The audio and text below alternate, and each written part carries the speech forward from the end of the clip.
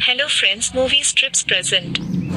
आज के इस वीडियो में एक्सप्लेन करेंगे एक रोमांटिक ड्रामा मूवी जिसका नाम है द लवर। इस मूवी को 1992 में रिलीज़ किया गया था और यह मूवी बहुत ही ज़्यादा रोमांटिक है, इसलिए लास्ट तक जरूर देखिएगा। मूवी की शुरुआत में हम जेन नाम की एक लड़की को देखते हैं जो 15 साल की होती है। जेन बोट की मदद से अपने गांव वापस आती है क्योंकि उसके स्कूल में वेकेशन चल रहा था। इस गांव में उसकी फैमिली रहती है और इसी गांव में उसकी माँ एक स्कूल टीचर है। जेन के 2 भाई होते हैं, उनमें से एक भाई बहुत सीधा होता है जबकि दूसरा भाई बहुत बिगड़ैल होता है। अपने वेकेशन को ख़त्म करने के बाद जेन वापस अपने स्कूल जाती है जहां उसे स्कूल जाने के लिए बोट पर चढ़ती है।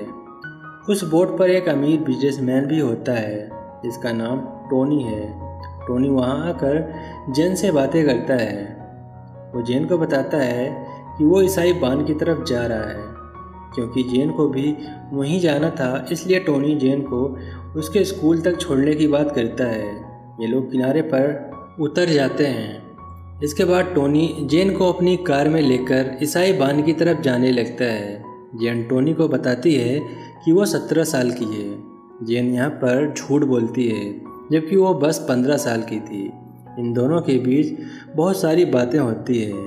बातें ही बातों में टोनी जेन के हाथ को पकड़ लेता है। जेन इस पर कुछ भी रिएक्ट नहीं करती क्योंकि जेन को भी टोनी पसंद था। टोनी जेन को हॉस्टल के पास छोड़कर चला जाता है। अगले दिन जब जेन स्कूल जा रही होती है तब वो टोनी की कार को स्कूल के बाहर देखती है जो कि जेन को देखने के लिए आया था। जेन टोनी को देखकर समझ जाती है कि टोनी उससे प्यार करने लगा है। इसके बाद वो टोनी के कार के पास आकर उसके विंडो पर किस करके स्कूल में चली जाती है। अगले दिन हम देखते हैं जेन हॉस्टल में अपनी फ्रेंड के साथ डांस कर रही होती है। तभी टोनी वहाँ पर अपनी कार से आ जाता है। तब जेन उसे देखकर उसके पास आती है। तब टोनी उसे लेकर एक रूम में जाता है। उस रूम में जाकर ये दोनों एक दूसरे के क्लोज आ जाते हैं, लेकिन टोनी उसके साथ इंटीमेट होने के लिए घबराता है क्योंकि जेन अंडर एज थी। लेकिन जेन को सब कुछ पता होता है और इन सब के लिए वो तैयार होती है। इसके बाद टोनी जेन के कपड़े को उतार देता है और दोनों यहाँ पर इंटीमेट होते हैं। इंटीमेट होने के बाद जब वो दोनों बातें कर रहे होते हैं तब जेन टोनी को बताती है कि वो बड़ी होकर एक राइटर बनना चाहती है। इसके बाद जेन उसे अपने घर की फाइनेंशियल कंडीशन के बारे में भी बताती है। इसके बाद इन दोनों का मिलना जुलना शुरू हो जाता है और लगातार इंटीमेट होना भी चलता रहता है। ऐसे करते हुए काफ़ी दिन गुजर जाते हैं। एक दिन टोनी जब जेन के साथ डिनर कर रहा होता है तब टोनी उसे बताता है कि वो उसे शादी नहीं कर सकता क्योंकि वो एक चाइनीज है और वो सिर्फ एक चाइनीज लड़की से ही शादी कर सकता है। ये सुनकर जेन वहाँ कुछ खास रिएक्ट नहीं करती, लेकिन रात में घर आने के बाद वो बहुत ज़्यादा सैड हो जाती है। इससे हमें पता चलता है जेन भी उससे प्यार करती है। ये जानने के बाद भी जेन उसके साथ इंटीमेट हुआ करती थी। टोनी उसे अक्सर अपने रूम में लाता था और उसके साथ इंटीमेट होता था। ऐसा करते हुए काफ़ी दिन बीत जाते हैं। अब टोनी के लिए जेन का प्यार और भी बढ़ने लगता है। एक बार जेन फिर से वेकेशन में अपने गांव आती है। तब टोनी उसे छोड़ने के लिए आता है। तब जेन की माँ भी टोनी को देखती है। कुछ दिन पहले ही जेन के हॉस्टल से जेन के माँ के पास एक लेटर आया था। इसमें बताया गया था कि जेन वहाँ पर 2-3 दिन तक नहीं थी। इस बात को लेकर जेन की माँ को जेन पर शक होने लगता है कि टोनी और जेन का अफेयर चल रहा है।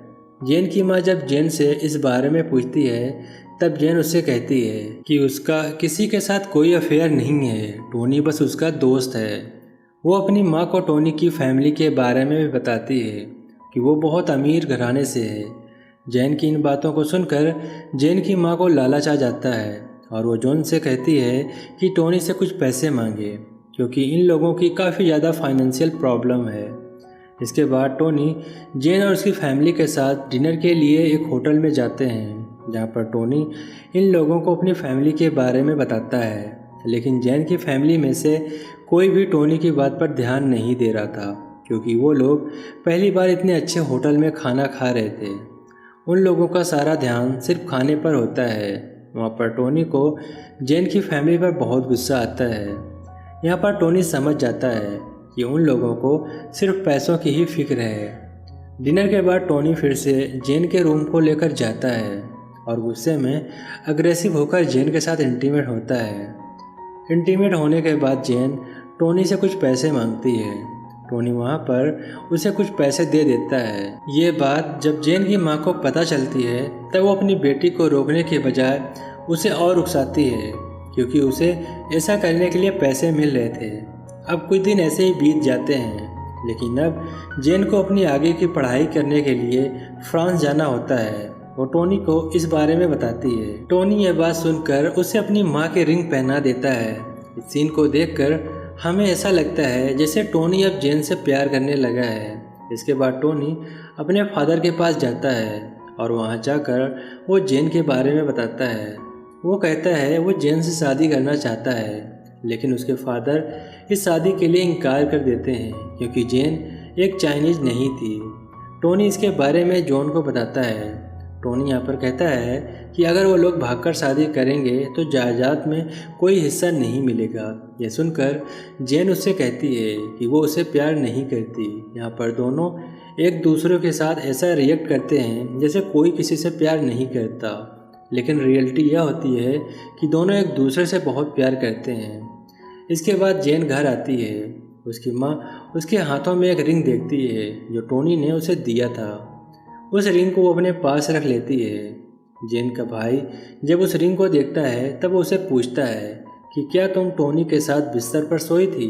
यहाँ पर इन लोगों की लड़ाई होने लगती है। कुछ दिन बाद टोनी की एक दूसरी लड़की से शादी होने वाली होती है। जेन भी टोनी को दूर से देख रही होती है। इसके बाद वो अपने घर आती है और अपनी फैमिली के साथ फ्रांस जाने के लिए तैयार हो जाती है।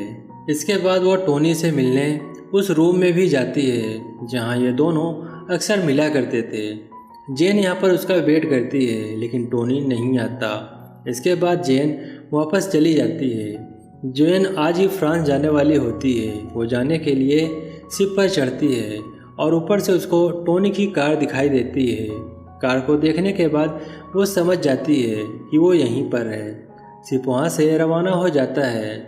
उस रात जेन टोनी को याद करके बहुत रोती है। इसके बाद हमें काफ़ी सालों बाद का समय दिखाया जाता है जहाँ हम देखते हैं जेन एक राइटर बन चुकी है।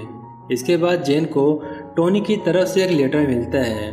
इसमें टोनी ने उसके बारे में लिखा था कि वो सिर्फ और सिर्फ उसी से प्यार करता है और वो हमेशा बस उसी से प्यार करेगा। और यहीं पर यह मूवी समाप्त हो जाती है। अगर हमारी वीडियो अच्छी लगी तो हमारी मेहनत के लिए एक लाइक ज़रूर कर देना और ऐसे ही वीडियो देखने के लिए हमारे चैनल को सब्सक्राइब करें।